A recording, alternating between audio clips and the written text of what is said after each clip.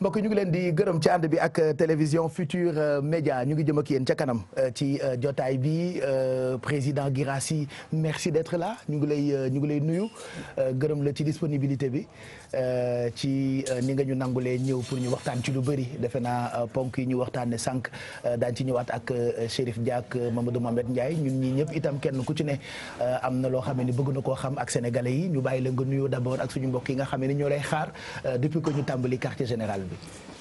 jërëjëf Pape Cheikh maa ngi lay nuyu bu baax. kontaan lool teew fii plateau bu am solo la. dama koy tuddee talk show ngeen ko wax. man may wax arba palabre moderne. boo xam ni bëri vertu.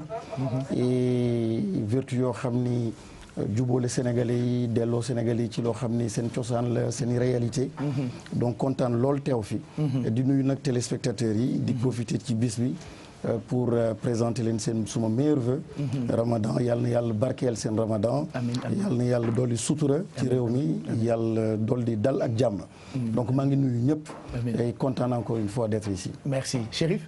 jërëjëf Pape ñu ngi lay nuyu di nuyu mbokk téléspectateurs yi seetaan télévision Futurs Médias ak émission bi di quartier général ak ñin fekk ci plateau bi ak animateurs yi ni nga waxee noonu la tey nag di leen am mbégte dalal fii kilifa gi daanaka Sénégal jaratul ñu koy présenté ndax acteur la ci wàllu politique mais aussi ci wàllu développement day ci wàllu politique la moom nekkoon na fi ministre nekk woy ni maire bu ñuy dëkk bu naan Kédougou nekk ci Sénégal oriental jamono ji nag ci wàllu développement moom monsieur le ministre Guirassy mi ngi jiite kër gi naan IAM di Institut africain de management di këru jàngalekat di naan business school bu mag a mag a mag nekk na également député fële ci assemblée nationale jiite parti uni pour le développement parti boo xamante tamit amagul récépissé xam naa dinañ ci gën a jàngat muy kon loo xamante waxtaan war naa mën a am solo tey. voilà Canada nga jàngee mais nit ñi dañuy fàtte ni boy town nga wax naa ko sànq. waaw maa ngi lay dégg sànq yaa ngi ne boy town. xam naa li nga bëgg wax mooy souvent sénégalais yu bëri dañu jàpp ni Kédougou laa juddoo foofu rek laa xam. wante en réalité Médina laa juddoo rue 11. ah bon def fa une partie après dem une bonne partie de mon enfance. ma defee ko centenaire Gibraltar. jàngee Médina 3 jàngee Colobane 2. après dem Mermoz. def aussi lycée Blaise Diagne 6e ba terminal. donc suma réseau suma base affective dëgg fii ci Dakar la ñi ma xam dëgg. suma kës gaa yi fii la ñu nekk Dakar wante nag Kédougou moom sumay origine la fa la soqee ko kon day baax tamit ñu xam ni Sénégal yëpp la daal. contrairement ak lu ñenn ñi mën a xalaat donc ñun fi ñuy jaar fa nga jaar fi xale yi jaar foofu nga jaar. ci école publique yeeg quartier populaire yeeg voilà comme on dit boy Médina. boy town carrément. taq ban daal taq naa ban quoi. taq ban quoi waaw taq naa ban. jaar naa fi gars yi war a jaar. waaw quand même kon tax nga ci rip quoi. bu baax a baax. ça veut dire que le soleil brille pour tout le monde alors. macha allah moo xam ki jógee Plateau moo xam ki jàngee Canada moo xam ki jógee Kolda moo xam ki dëkk Colobane moo xam ki dëkk Thiaroye c'est-à-dire suñu borom bu tegee ay mbiram yow it boo tegoo ci yoon bi rek mën nga am réussite. waaw sant yàlla bu baax parce que dam ci c'est une chance. vraiment di ci sant yàlla. am cette sensibilité là de la périphérie. maanaam li gën a sori li gën a ndóol li gën a metti nga dund ko xam ko. ba pare nag juddoo fii tamit xam réalité fii. donc cette bipolarité. cette double sensibilité nga am ko. day tax nga gën a comprendre sa réew. donc sant yàlla bu baax a baax. comme on disait ak Kep Sage suba juddu doon doomi baadoola màgg doon baadoola ndax deewee ci gën na mais j'ai répondu boo amee jom di nga mën a réaliser ay rêves yoo xamante ni souvent on pense que évident wul pour certains ndokk nag ba nga xamee ni réew mi bëri na ay xale jàmbaar donc on attend vos questions bu ca kanamee laataa ñu tàmbali waxtaan bi ci cursus bi ci parcours bi ci diggante diggante ñeenti téeméer yi nga xam ni moom la tàmbalee ba fi mu toll tey nit ki ku lim yëppam yaa ko catu waaye baax na itam ñuy nettali yenn histoire yi parce que inspiration lay doon pour xale yi nga xam ne ni ñoo àndandoog ñun lu mu guddi guddi ci télévision Futur Média. Alioune Badara Ndiaye Zikroulah moom it ci jotaay bi la bokk bëggoon nañu itam mu ibbeel ñu ay cant moom la ñu bëgg a tàmbalee léegi nii ci quartier général bi mënu cee ñàkk président baax na itam yii ñu ko ciy boole defe naa yow di ngay dem ay daayira ak ay cant. waaw taalibe lañu. waaw taalibe lañu cant yeeg daara yi surtout rawatina ci Ramadan. dafay am solo. te maa ngi leen di féliciter gis naa jotaay gi. dama yaakaaroon liggéey gi metti na lool su may gis émission bi ba 2 heures du matin. mais wax dëgg yàlla.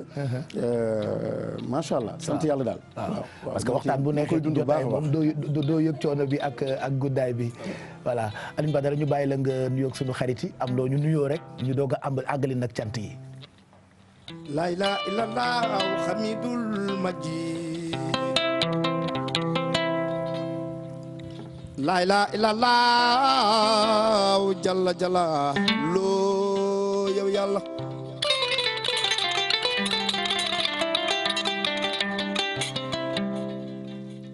la ilaha illallah hamidul majid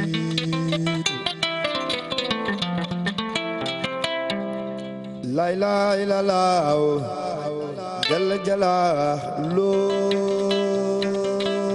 yow yàlla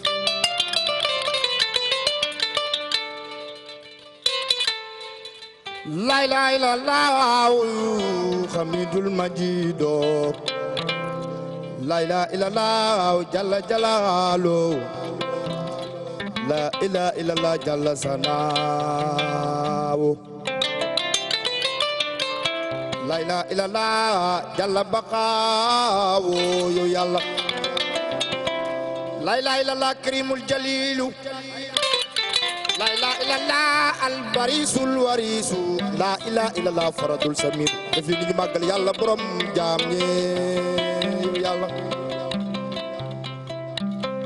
la ilaha illallah malikul azimu la ilaha illallah xannaanul mannaanu la ilaha illallah xeer fataaxu la ilaha illallah xeeru raziqiina la ilaha illallah xeerul xaalidiina la ilaha illallah xeerul muxlisiina la ilaha illallah xeerul tawaabiina la ilaha illallah azizul hakiim la ilaha illallah azizul jabbaaru sonu jéggulul dana ñaawe jalla jalaaloo jéggal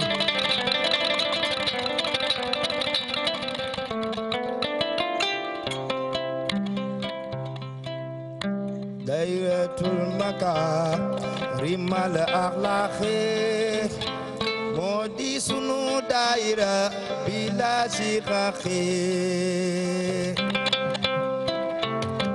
rimal axlaaqi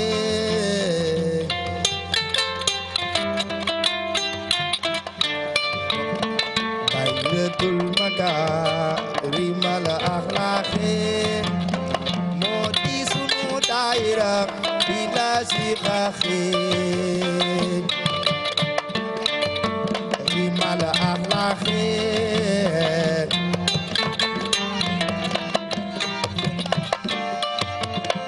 dayratul makaarimal axlaaqi moo di sunu daayira bila siqaaqi rimal axlaaqi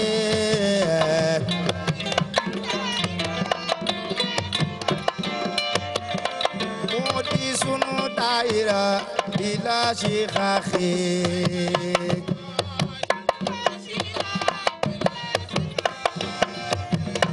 moo di sunu daayira bila siqaaqi Baay Karim yaay sunu wasila bila siqaaqi dayratul makaarimal axlaaqi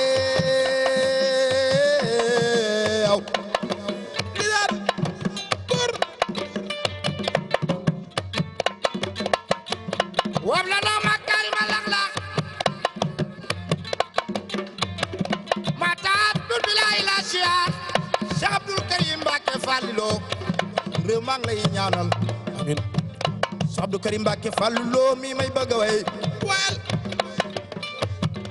asa karim ibnu karim fa ismuka abdul karim wa raza karamatil abdul karim almardul fadal Cheikh Abdou Karim Mbacké Fallilou réew maa ngi lay ñaanal Cheikh Abdou Karim Mbacké Fallilou mi may bëgg a way wal képp ku bëgg lu baax te bëgg jikko ju baax nang ko xooli mooy baayu mayan benn baayu Serigne Galas Sindi dik Serigne Galas Gànnaar baayu Serigne Khadim Mam Jaar ak soxna Musule Cheikh Abdou Karim Mbacké Fallilou mi may bëgg a way yal na la yàlla saxal Tuuba Baay Karim Mbacké Fallilou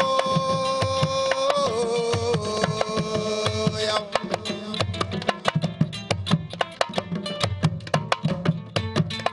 Abdou Karim Mbacké Fallilou kur sa oto yàq na ko yóbbu ci mécanicien ba ku feebar demal hôpital faju ji ku bëgg jën da ngay xooli mare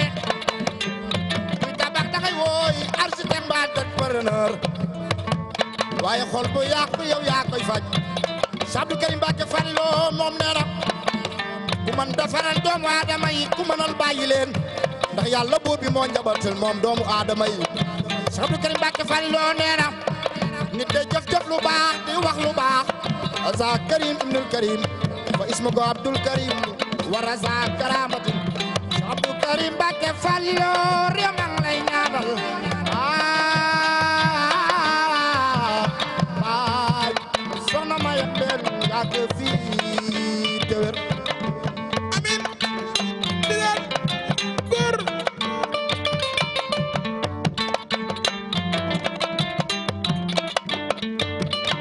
dayratul maga rimal axlaaxe bila sixaaxe dayratul makarimal axlaaxe mooy sunu dayra bila sixaaxe.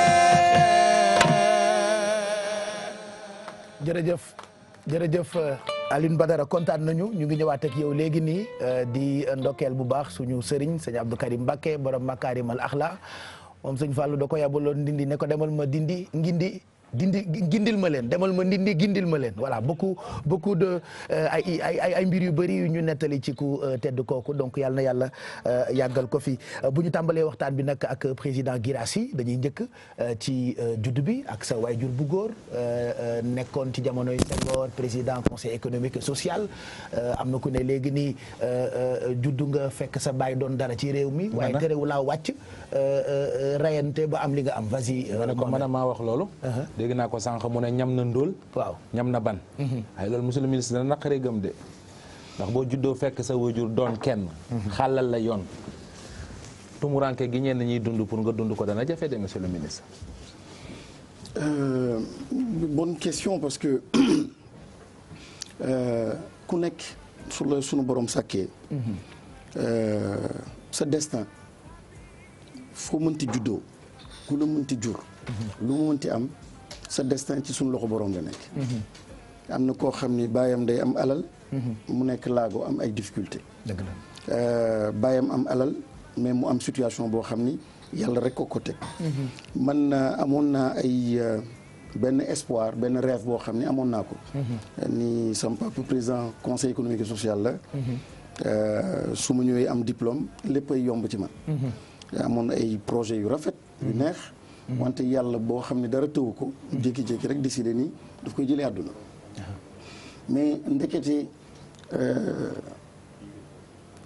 suma destin il fallait que mu commencer c'était le point de départ mooy bi mu gaañoo bett ñëpp kenn xalaatu ko woon kenn xamu ko woon man ma nekkoon donc aux études ñëw et les hommes politiques d'alors ñoo xam ni seen politique dañ daan joxe seen famille dañ ko daan privé di jox ñeneen donc dañ gëmoon li ñuy defoon donc bi ñuy génn àdduna ay bor rek la ñuy bàyyi du moom rek xam naa ni ñëpp ñoo xam ne ñu bëri ñu ngi ci réew mi nekkoon jamono Senghor yoreen fa ay ndombu tànk ñu bëri soo enquêté tuuti bi ñu génnee àdduna ay difficultés yu metti la ñu bàyyil seen njaboot. parce qu'ils y croyaient. c'était des hommes publics ils faisaient la politique autrement. sacrifice yu ñu daan def ay sacrifices yu énormes seen njaboot. et donc on découvre quand il est décédé que ay problème yu metti ay bor yu metti te man maa ci doon taaw. kon ñëw jógee Canada doog am diplôme ñëw lu nekk nag ñu dégg ma ko. da nga def lii ay xaritam et cetera mais tu te rends compte finalement que tu ne peux compter que sur toi-même. heureusement que benn testament la bindoon. balaa muy génn àdduna. ni je ne te laisse que 2 choses. benn bi ne compte que sur toi-même. ñaareel bi mooy njaboot gi na nekk benn. ne compte que sur toi-même koo xam ne day génn àdduna. waxul la boole naa la ak diw bàyyil naa la compte bi mais ne compte que sur toi-même. dafa mel ni quintessence su dafa résumé loo xam ne moom la retenir ci àdduna ci expérience am. donc li mu amoon yëpp ndomb tànk li mu am li ko yàlla may yëpp en substance li mu bàyyil njabootam mooy ne compter que sur vous-même. et j'ai compris par la suite et je continue de comprendre. li tax mu bàyyil ma loolu. première phrase à retenir ne compte que sur toi.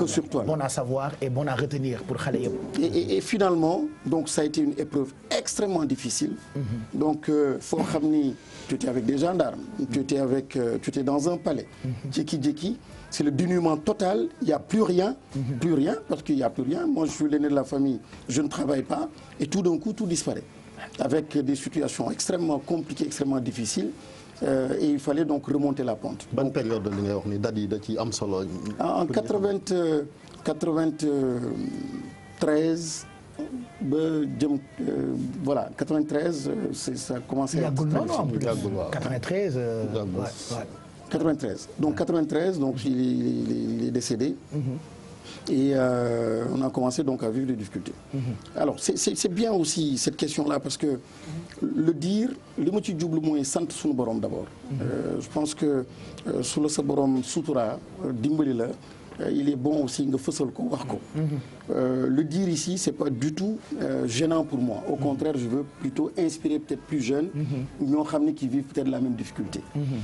Et un président du Conseil économique et social, la 3e personnalité de l'État du Sénégal, quand il meurt après 3-4 mois, que ndoxu robinet bañ a mën a am këram l'eau courante la SDE pendant des mois, c'est difficile à imaginer.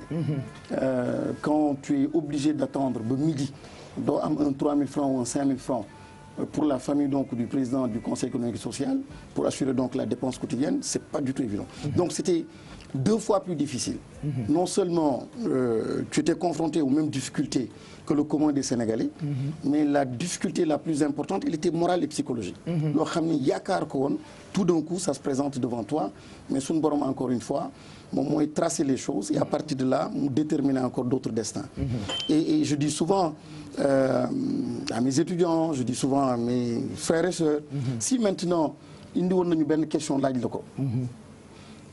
Est-ce que ñu jëlee fi sa pap wala ñu bàyyi ko fi yow nga bañ a créer IAM ñi ci seen wërsëg yëpp ubbeeku ñooñu bañ a am possibilité boobu ñi ci jot a jàng depuis bu mu amee ba léegi ñooñu bañ fa am possibilité jàng ban ngay choisir sa pap génn àdduna wala possibilité nouvelle yoo xam ne suñu borom créé na ko.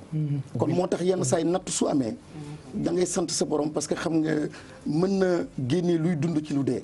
dëgg la donc ci dee boobu ak difficulté yooyu génne na ci loo xam ne sant yàlla bu baax a baax j'ai vu à partir donc de cette entreprise IAM des destins yoo xam ni qui sont réalisés des gens qui sont connus qui sont mariés ay pères de famille yoo xam ni fu la ñuy liggéeyee am seen famille di dundal seen njaboot et la vie continue donc sant yàlla bu baax a baax. kon su ma comprendre li nga am c'est amul lien ak li nga nekk fils de comme li ñuy wax fils de ji jamono tey maanaam doomi diw parce que difficulté yaa ngi ko décrire ci année 1993 3 ans plus tard nga créé li naan IAM.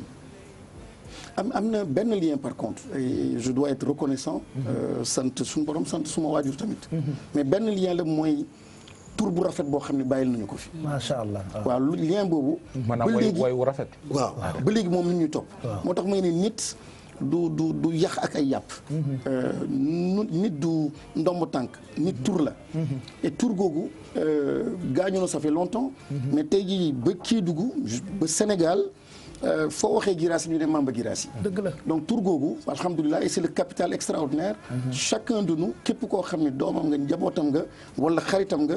su dee tur googu am na foo xam ni mi ngi lay bénéficier daal mi ngi c'est un capital. Et ça c'est un repère pour moi et c'est une leçon, c'est une expérience et je m'en sers c'est vraiment une lumière. mooy àdduna góorgóorlul ba am benn tur. et tur googu noo koy amee mooy di sellal sa diggante ak nit ñi. et xool aussi acte booy def action booy def. nga calculer ko dans la durée. mooy li mag ñi tuddee jëf. waaw jëf fexe ba mu baax jëf bi sell aussi. pour woy bi ëllëg. macha allah macha allah. monsieur le ministre bu ñu génnee foofu su ma fàttali ko su ma jumee na nga corrigé ma. bi la Souleymane Ndéné Ndiaye dugalee ci gouvernement bi nga yore communication ak TIG ak yooyu. ñu bëri li njëkk a laaj mooy lu mu fay def parce que su ma juumul diplôme en génie électrique nga am. ak administration des affaires jóge foofu dem gérer communication méta c'est-à-dire noo arrangé wu ba def résultat yi nga def ci département boobu. waaw xam nga lépp ngi commencé woon en 2008 bii yàlla na ko yàlla yërëm Sina Sidibé gaañoo Kédougou dafa amoon ay émeutes mu metti woon lool ci population Kédougou yi metti woon lool. et à l'époque j'étais même député mais maa ngi fàttaliku bi ma daan dem palais présidence de la République pour ñu recevoir ma pour poser le problème de Kédougou dañu daan tëj buntu yi dina ne en fait li fa xewoon Kédougou man nekkuma du côté du pouvoir pour défendre le pouvoir et il fallait en fait dire aux gens de Kédougou qu'ils ne devaient pas faire ce qu'ils avaient fait et condamner ko je dis je peux pas le faire donc j'ai été du côté des populations pour ne ni li ñuy dund nii même si je condamne la violence je comprends aussi li tax ñu mën a réagir nii parce que mënoo am autant de richesse ngay gis ñu koy exploiter et difficulté am donc c'était pour cela à l'époque en 2008 mu am li ngeen di fàttaliku ba mort d'homme donc Sina Sidibé et quand le président Wade est arrivé ci la ma doog a découvrir ma def fa benn discours ci la ma woowee ci saasi ne ma yow daal soxla naa la et noonu laa duggee ci gouvernement am mais musuma yaakaar ni mën naa nekk porte-parole musuma yaakaar ni naa yore communication je m'attendais à tout sauf ça poste boobu parce que gënalu ma woon c'était trop politique et je ne me voyais pas en fait dans un poste aussi politique quoi waaw moo tax j'ai eu beaucoup de défis mais sant yàlla je pense que par la grâce de Dieu on a pu relever donc pas mal de défis même si par-ci par-là aussi c'est normal donc des fois tu peux avoir des difficultés mais sant yàlla et donc après il y a eu la communication on est allé beaucoup plus loin mu dénk ma communication télécommunication ak TICI ba bu ñu perdre donc le pouvoir en dama bëgg a dellusiwaat ci ginnaaw Pape soo ma ko may ci li nga wax sànq ci bi nga décrire ni fi góor gi jógee nga wax loo xamante ni quand même dana jaaxal ñiy dund ci jamonoy tey ak ni ñu gisee politique ak ndaw yi tey surtout yéen seen génération bi ni ngeen gisee politique parce que ñu ci bëri buñ ci dugg alal lañ ci am ci alal parce que tabax ay immeuble am ay bien jëlee ko ci maanaam ci nguur gi ma yow nee nga sa jamonoy way juru góor ñoom ba ni politique daanaka génn àdduna bàyyiwu fi dara noo mën a méngale ñaari génération yi ak lan moo waral ñu expliqué waaw man de alhamdulilah rabbil alamin maa ngi sant yàlla parce que am naa chance et c'est important de le relever suma chance dafa c'est une grande chance ndaxte sa baay nekk président conseil économique social nekk ci politique quelques années après immédiatement yow tam nga doon na ko politique de façon démocratique donc li mu nekkoon député nga nekk ko en moins d'une décennie en moins de 5 ans 6 ans plutôt en moins d'une décennie nekk député nekk maire et yore aussi ndombo tànk donc dans un gouvernement et donc ça m'a permis en fait bi ma nommé ministre j'avais toujours en mémoire ces difficultés de ma famille quand il y avait pas d'eau quand il a fallu nuitamment guddi jël charrette def ci ay baril d'eau guddi pour kenn bañ ma gis yóbbu ko pour kër ga le lendemain nga takkaat sa cravate assumé donc avec la dignité qu'il faut liggéey pour kenn bañ ko xam et c'était un nom dur à porter parce que Guirassy yow doon nangu mukk kenn xamal la loolu tey jii dama koy wax encore une fois publiquement pour sant suñu borom et pour nit ci tamit xam ni day am et il y a des gens aussi aujourd'hui qui vivent exactement ou pire des situations pires et duñ ko mën a wax et je me souviens ci benn conseil des ministres le président Wade disait en conseil des ministres ni donner une instruction à Souleymane Ndéné Ndiaye ne ko dama bëgg ministres yi fi nekk yëpp nga dimbali leen nga abal leen xaalis parce que souvent quand on les nomme ministres doo leen xam fi ma leen jëlee et après ils assument donc des fonctions mu am ay obligations yoo xam ni bés bu ñu leen ci génnee leur famille vive un drame et il y a beaucoup de chefs d'État plutôt d'hommes d'État ay directeurs ay ministres ay des gens aussi qui sont dans l'armée qui vivent un drame, les familles vivent un drame. moo tax même ces changements de régime il faut absolument que chef d'État yoo xam ni yàlla dimbali na leen ñu nekk ay kilifa après il faut que ñu ànd ak dal di sóoraale loolu et di nite dans l'accompagnement et dans l'alternance. Est-ce que war naa tax quand même ñuy profité ci ay avantages pour am alal ci politique quand même. Ah non loolu kenn waru ko def c'est pour répondre à ta question pour dire en fait que moi j'ai cette chance-là donc à l'époque ñële suñu daan def seen politique dafa amoon ay valeurs yoo xam ne moom la ñu gëm dafa am loo xam ne dañ koy jomb def moo tax xëy na nañ ci egg je pense que toutes les crises yoo xam ne ñu ngi koy vivre tey jii au plan économique éducation bi lépp loo gis. fii gën a feebar ci sunu société mooy crise des valeurs. foofu nous sommes fondamentalement malades et malheureusement on continue de faire semblant di génne ay chiffres. Récemment ay problème bourse ñu wax ci ay chiffres di avancer mais le vrai problème on ne met pas le doigt là-dessus.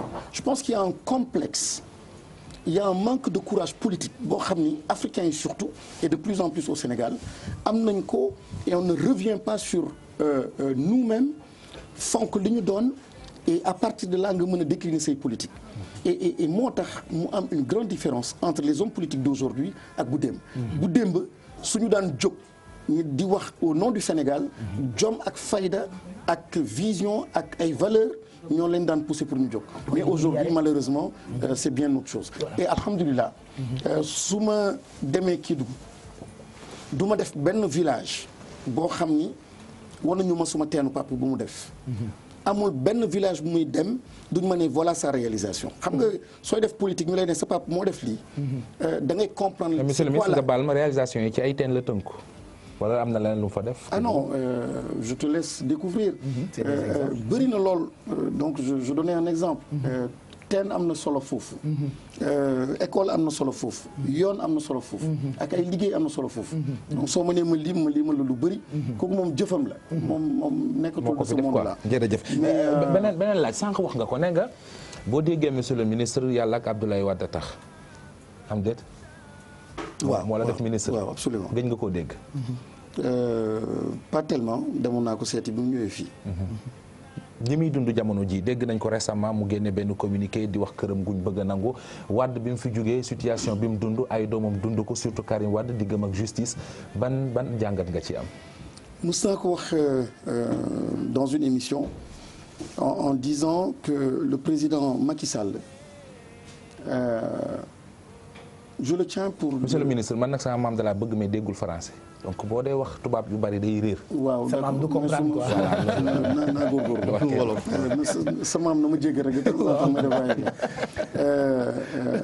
président Macky Sall dafa nekk premier responsable. boo xam ni Ablaye Wade nag nit dong la. wante koo xam ne il a beaucoup fait pour le pays il a beaucoup fait pour la nation sénégalaise am na ni ñu ko war a gérer. et président Macky Sall am na ni ñu ko war a gérer pour situation bi ñu bañ ci daj.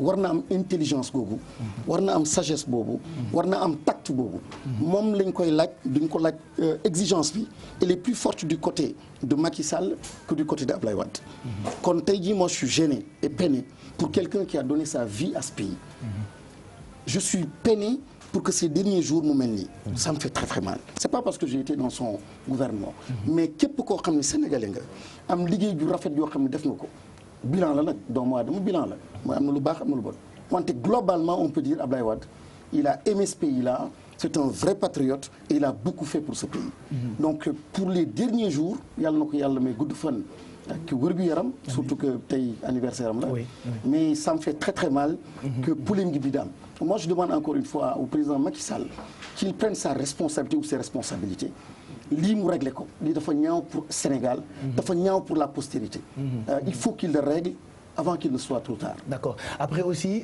baax na ñu xamal nit yi parce que man dara leeruma ci moo am raison wala. gouvernement bi am raison man. mais le fait même que coow li am si expliquer ma comprendre. mais coow li sax am je rentre pas aussi dans. je sais pas ci côté boobu je rentre pas là-dedans. mais coow bi dafa rafetul. ci ay présidents yoo xam ni. mais est-ce que diggante problème bi sax entre Macky Sall ak Abdoulaye Wade en réalité c'est l'état du Sénégal ak Karim Wade. parce que finalement nous on comprend pas. waaw information yi ñu jot buñ ci génnee politique bi. xam nga état bi moo ne dafa am lu mu toppee woon Karim Wade bëgg mu fay ko fa yónni huissier ngir ñu xamal ko lu ni mel. xam nga suñu bëggee rentrer est-ce que problème de personnel la. xam nga suñu bëggee rentrer ci technicité boobu. sànq li ma doon wax dañuy fàtte loo xam ne moo am solo mooy valeur. kóllëre dafa am. démb dafa am ëllëg dafa am. gis nga Afrique du Sud lii seen doole mooy seen ubuntu bii kële ñëwee fekk na fa ay reyante am. deret tuur sàcc am lu nekk am wante am na xel boo xam ne ak xalaat boo xam ni bi muy repenser la justice defee na ko noo xam ni jàmm am na dëkk boobu. et moi je dis encore une fois c'est sa responsabilité mënuñu exclure.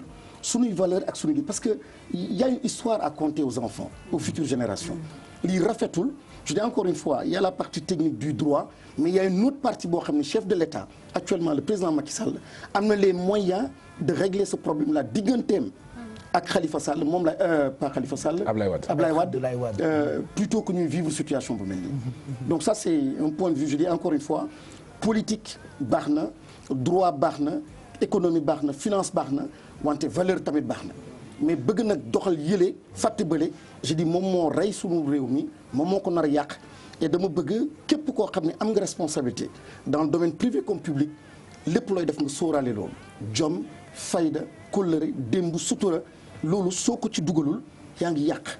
mais lan moo tax est-ce que bon yaa li ngay wax nii am na solo mais ku mel ni président Macky Sall bu lay seetaan est-ce que dina ne monsieur Guirassy waruma jox ay leçons parce que boo xoolee yéen ñëpp njaboot Ablaye Wade ngeen noon muy yow Macky Sall ak yéen ñiy coow fan yi yëpp ngi di xëccoo nguur geeg yu ni mel mais ci Ablaye Wade ngeen nekkoon mais bi ngeen perte pouvoir bi moom quitté na avant mais yéen ñu ci bëri da ngeen a quitté parti démocratique sénégalais.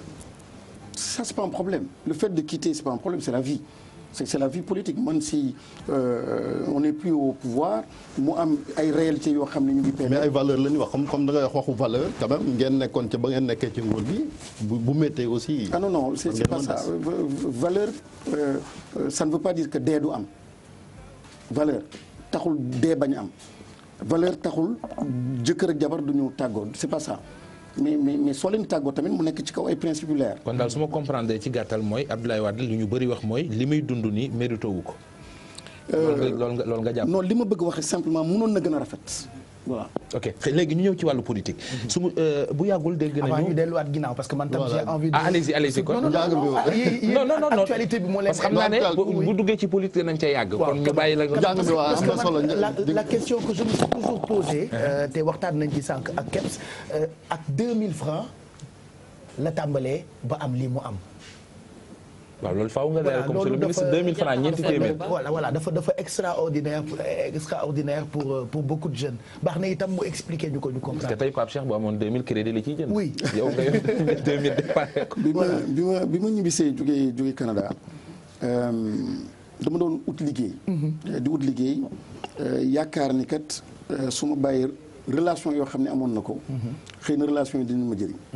ma dem gis à l'époque ku mel ni président Abdou Diouf. moom yoo xam ne digg na ma ko. am yeneen xarit ay yeneen directeurs ñu digg ma yu bëri. wante ma gis ni du woon foofu. ma nangu benn xarit boo xam ne nee na mën naa la joxe ay cours ci suma benn école. ci biir école googu laa gis suma benn étudiant. bu am seetlu tudd Ibrahima Soumaré maa ngi ko ciy félicité bu baax di ko nuyu. mu ne ma monsieur je pense que nekkoo sa place. ni ma la déggee ak gis il faut ma boole la kenn koo xam ni muy Abou Sey Anne mooy propriétaire Yàlla Sourène. di ko félicité tamit un grand acteur de l'éducation. mu yóbbu ma ci kooku présenté ma ko. bi mu doon yóbbu je me rappelle aw ma oto yére bu baax aw ma ko. suma oto sœur la ma daan wax ne ma. il faut nga abbi sa auto sœur parce que il faut ma defar la donc di ma coacher donc suma étudiant moo ko doon def ba tey ci développement personnel yëre yu ma daan sol dafa daan xool ne ma déet bi demal summi ko mais ñaari mbir laa fay jàng mooy benn man mii nekkoon maître ci classe yàlla won na ma ni foofu mooy fu nekk lay jaar pour dimbali nit moo tax nit dafay waral di humble di déglu et c'est à partir de cet étudiant là qui est devenu pour un temps suma maître coaché ma boole ma kële donc wërsëg gi ñëw foofu wërsëg gi ñëw foofu boole ma kooku et quelque temps ñu fonctionner donc au niveau de Machallah après moi am ay problème technique électricité parce que temps yooyu foofu amul woon électricité ñu arrêté projet bi mu arrêté projet bi mu amoon une classe donc de 20 étudiants mais 20 yi une dizaine à peu près ne il faut ma continuer projet bi parce que dañ ko bëggoon ma ne aw ma xaalis mënuma ko et je ne pense pas mën a continuer donc projet boobu ñu jox ma rendez-vous école normale supérieure benn buvette ma góorgóorlu ba am 2000 francs 2000 francs yooyu laay wax. foo jëlee 2000 yooyu. 2000 yooyu daal góorgóorlu naa xam nga est-ce que léegi ko maire boutique bi. am naa 2000 francs pour mën a dem uyu ji rencontre googu. d'accord. alors rencontre googu man su ma daan wax kenn du ma tàccu parce que mënu ma wax public ci public. xam naa sax ba léegi. wante bis boobu yàlla dimbali ma wax ñu tàccu ma. xale yi am benn motivation ne ma dañ la wóolu dañu bëgg dénk la donc suñuy frais d'inscription jox la 1 mois nga trouver local et débrouiller wu en tout cas on veut de ce projet. xam nga c'est quand même extraordinaire. yëfu suñu borom et yëfu suñu borom. et donc un projet boo xam ne qui a été porté par des étudiants qui ne me connaissaient pas. et à l'époque il y avait d'autres écoles aussi yu fi nekkoon. mais ñu nangu toog 1 mois et quelques ma outil local dem lebi ay table pour mën a démarrer donc ce projet. 2000 francs yooyu mi ngoog. et les premières cotisations à peu près donc 60 000 francs par mois ça me faisait environ un total de 600 et quelques mille francs. jël des risques extraordinaires. alors ci risques yooyu ñetti situation j'aime bien le partager avec les étudiants et avec les jeunes. benn bi mooy un commissaire priseur qui vient fekk ma ci biir école avec des étudiants ànd ak gendarme ñu dañ may saisi. à l'époque parce que dafa amoon benn dette bu ndaw boo xam ne mun ma koon fay. ñaata la woon. ay 500 600 000 mais c'était impossible de payer ça. ah oui. mu ñëw bon comme mais kii bi mu ñëwee gendarme bi mu àndaloon gendarme boobu c'était un des gendarmes qui était au palais boo xam ne maag sama papa fu lañu dëkkoon. bi mu ubbee bunt bi dajeek man ne ma baaba Fatina Touram ma xàmmee ko nuyonteeg moom mu metti ma lool. Et j'ai vu en quelques secondes quelques fractions donc de secondes gis àdduna mooy ñaari extrêmes yi. koo xam ni moo fi nekkoon nekk ak yow di la aar et cetera et qui revient pour mettre la dans une situation boo xam ne xëy na sax bëgg ko mais c'était la vie. Il n'a pas le choix. et ça c'était des moments très poignants beneen bi mooy kenn koo xam ni ameloon naa ko ay ordinateur qui est revenu donc dans à l'école avec un pistolet parce que justement. da nga ko amel. non gëmul woon à l'époque que di nga ko fay. ni doomu Mamba Girassi munoon na ko bañ a fay xaalis bu ndaw googu munu ko woon gëm pour moom dama doon jaay doole waaw dama doon jaay doole donc il a fallu ñu maîtriser ko et cetera et puis devant les étudiants ñetteel bi mooy quand justement li nga doon wax sànq quand le propriétaire venait pour réclamer ses 180 000 francs CFA yi nga ko waroon a fay. yi ma ko waroon fay dañ ma daan jël nëbb ma ci benn toilette mooy ci derrière bureau bi parce que dafa daan ñëw di wax ci kaw na ma fay mais mu nekk des moments extrêmement difficiles mais des moments importants et aujourd'hui sant yàlla quand on me disait à l'époque que lii yëpp benn bés na jàll je ne croyais pas. am na fooy doon mënu ko gëm donc mooy histoire bi encore une fois sant ci yàlla bu baax a baax. mais monsieur le ministre doguma la mais sa étudiant yàgg nañ laa muñal foofu yëpp nga jaar fa ak ñoom. waaw parce que ñu toog rek di la jàppale. waaw ba léegi est-ce que quelque part du loolu moo tax xam naa doo ko wax sax mais man dinaa ko junj parce que am na lu ma ci xam. mooy école bi nga jiite yaa ngi fay def social bu bëri. am na ñu fay ñëw di jàng si seeni moyen matul ñu bëri dañ ciy dëgg sa tànk pour jàppale leen pousser leen est-ce que du bor bi la étudiants yi di lebal ca jamono jooju moom nga sentir ne am nga devoir delloo ko ñi ko soxla te mënuñu ko. waaw am na devoir delloo leen ko et je le dis toujours ñoom la daal. ñoom la mënuma leen xeeb ci dara. ndaxte le début c'était eux. et ils se sont battus ils y ont cru et c'est extraordinaire.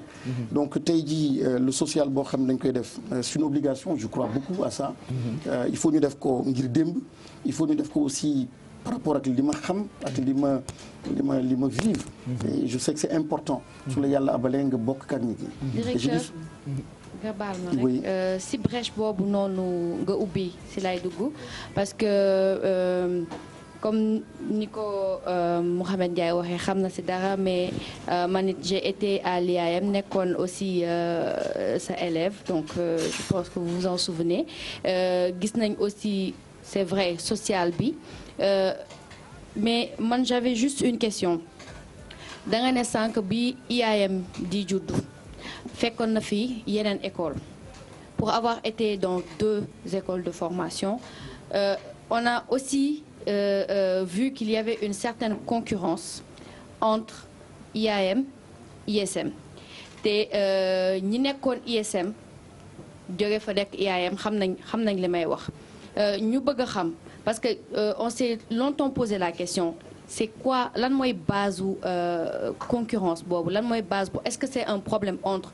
monsieur Guirassy et monsieur Diaw ou bien c'est juste élèves yi seen biir ñoo doon concurrence dàq jàng wala gën a mën a jàng ba affaire bi egg benn niveau bon on a vu que actuellement ce n'est plus le cas parce qu'il y a une université on va dire entre guillemets de la paix mooy université Madiba bu judd pour réunir les 2 grandes écoles mais ça a été longtemps un problème entre les 2 écoles donc ma doon profiter si brèche boobu nga ubbi pour poser la question boobu.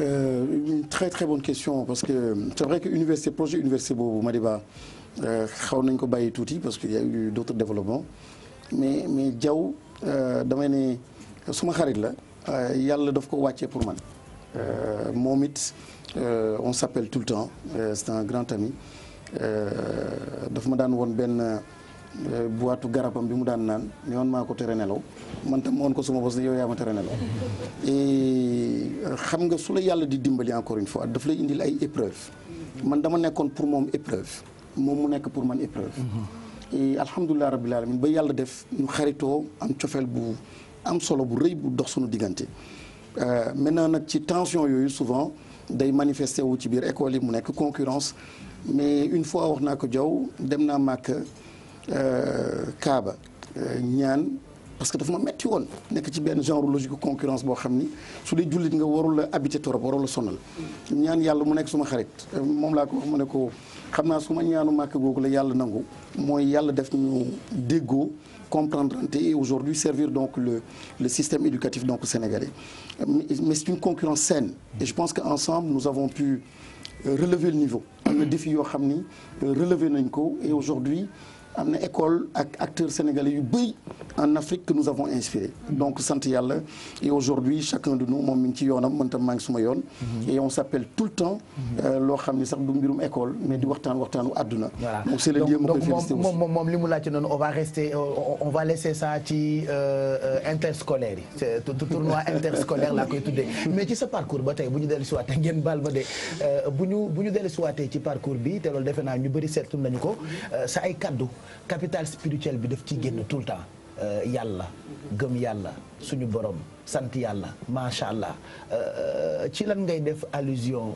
ci taalibe murid bi nga doon parce que loolu itam ñu bëri xamuñu ko wala lu tax capital spirituel boobule à chaque fois ñu lay gis ci interview yu mag yi loolu dafay génn moo xam fii wala bitim réew. jërëjëf Pape Cheikh gis nga tubaab yi dañuy wax le capital financier capital humain mais dama gëm ni Sénégal dafa am benn particularité mooy son capital spirituel te day baax nga xam li la yàlla jox pour mën a construire sa benn identité say organisation mu nekk public comme privé nga mën leen jox benn identité gis nga sa capital spirituel moom la de grandes civilisations comme la Chine am ba tey jii Chine nu muy gérer une entreprise nu muy gérer réewam nu muy gérer doomu aadama li ko influencer en fait c'est cette spiritualité nga dem dans un pays comme l'Inde li ko inspiré c'est cette spiritualité quand tu viens dans un pays comme ici réew Cheikh Ahmadou Bamba El Hadj Malick Sy nit ñu baax ñi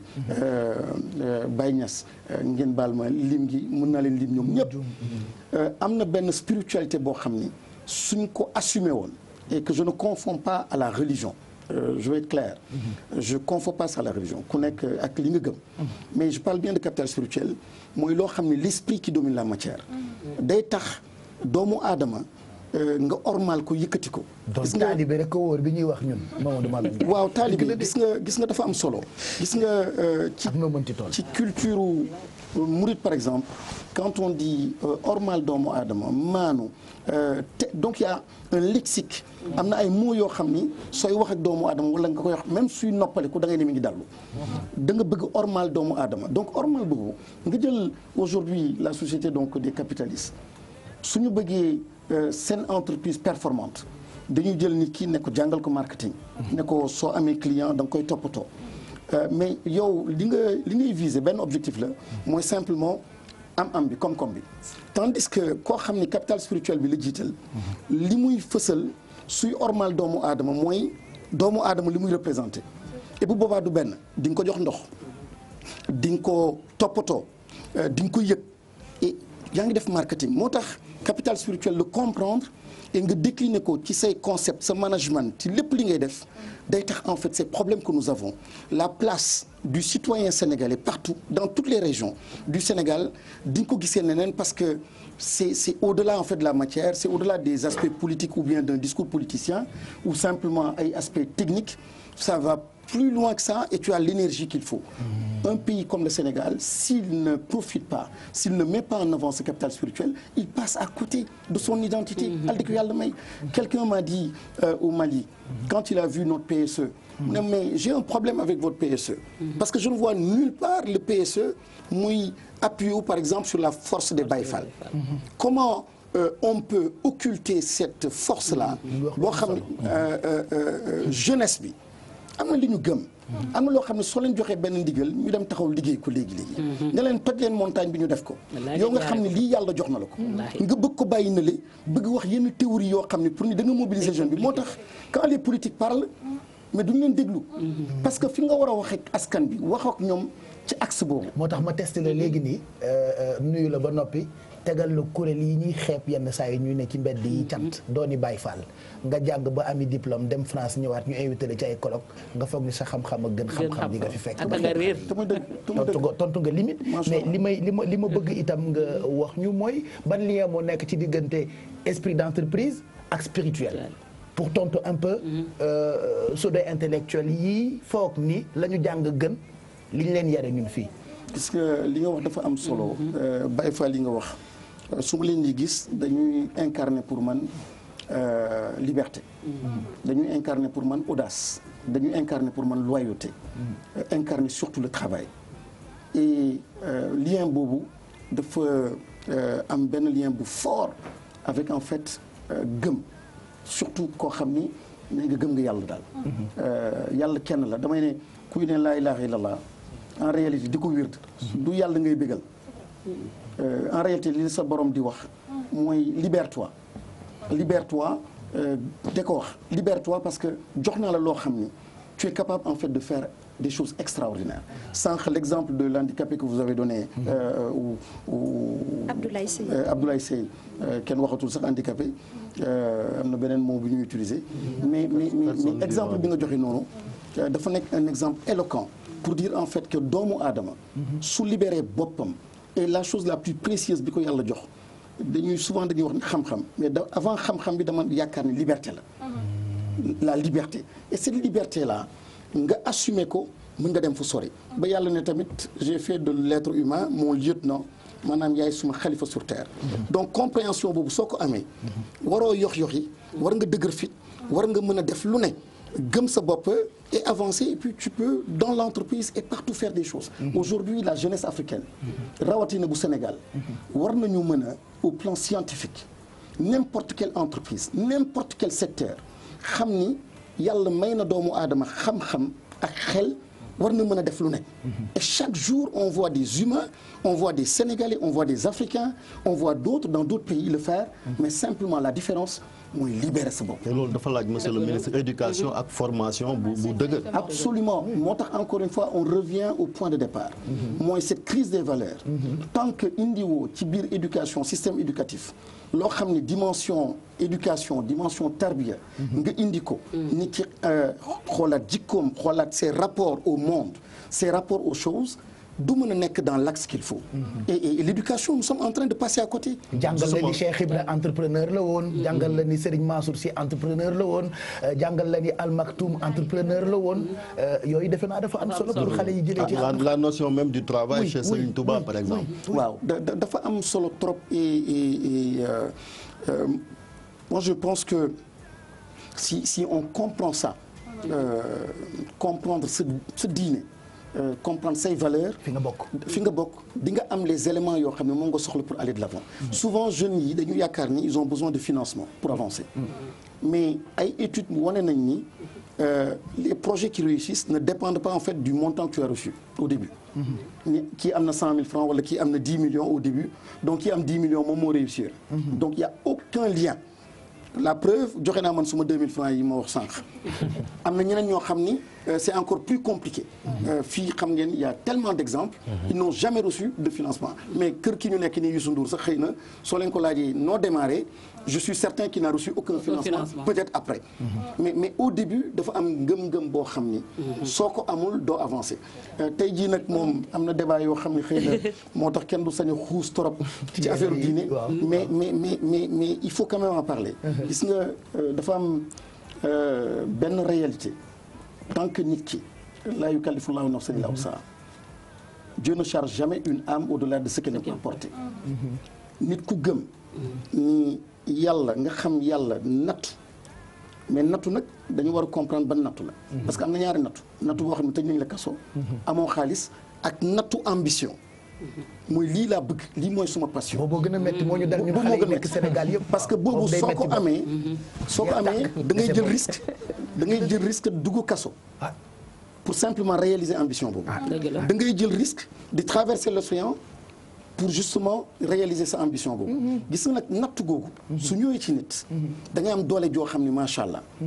mais nit nag li mu war a def mooy góorgóorlu ba identifier ban nattu la.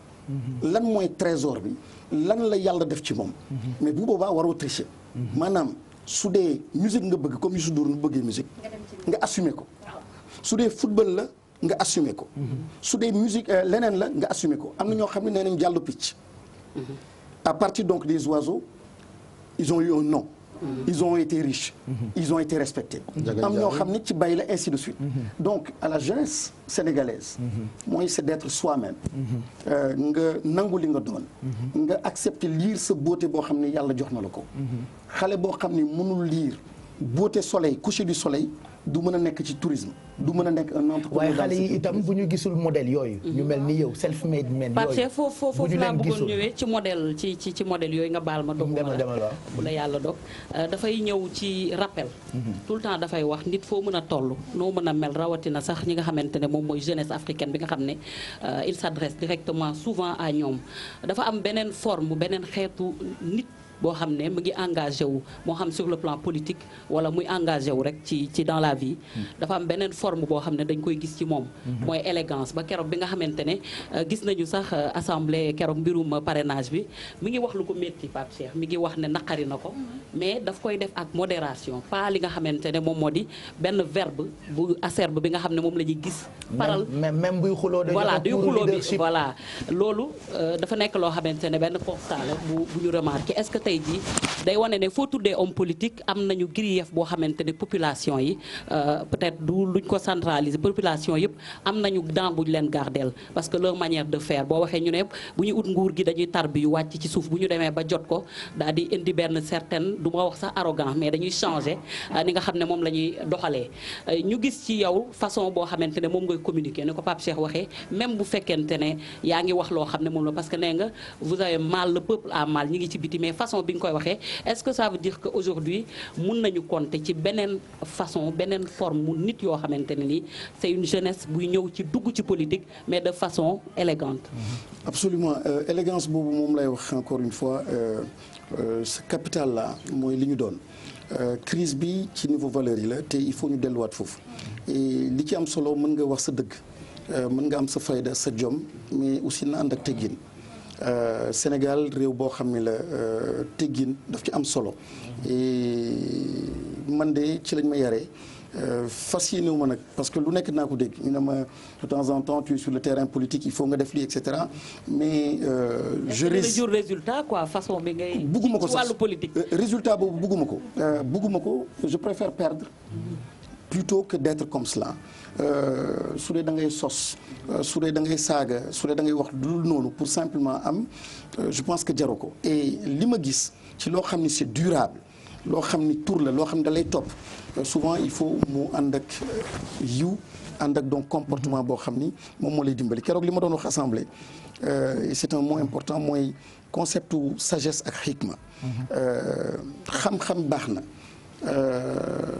connaissance baax na intelligence baax na lépp baax na wante li gën am solo li gën jege dëgg encore une fois mooy xikma boobu sagesse gis nga même tubaab bi aujourd'hui ci entreprise suñuy recruter au début suñu daan recruter wala suñu daan def ay tests dañuy xool ñaata moyenne nga am li nga am ban diplôme nga am mais aujourd'hui de plus en plus lu ñuy xool ci nit mooy sa capacité jugement mooy sa xikma nooy décider dal bi ngay àndal lan ngay sóoraale lan ngay intégrer pour mën a jël décision loolu soo ko deful da nga nar a jël ay décisions yoo xam ni qui sont techniques et di exclure yoo xam ni moom mooy nit day nite bëgg nag def politique bëgg a gérer entreprise bëgg a def et cetera le technicien di occulter loo xam ni suñu wax nit loolu moo tax erreur la te tubaab ñi dëkk yu mag yi les grandes démocraties de plus en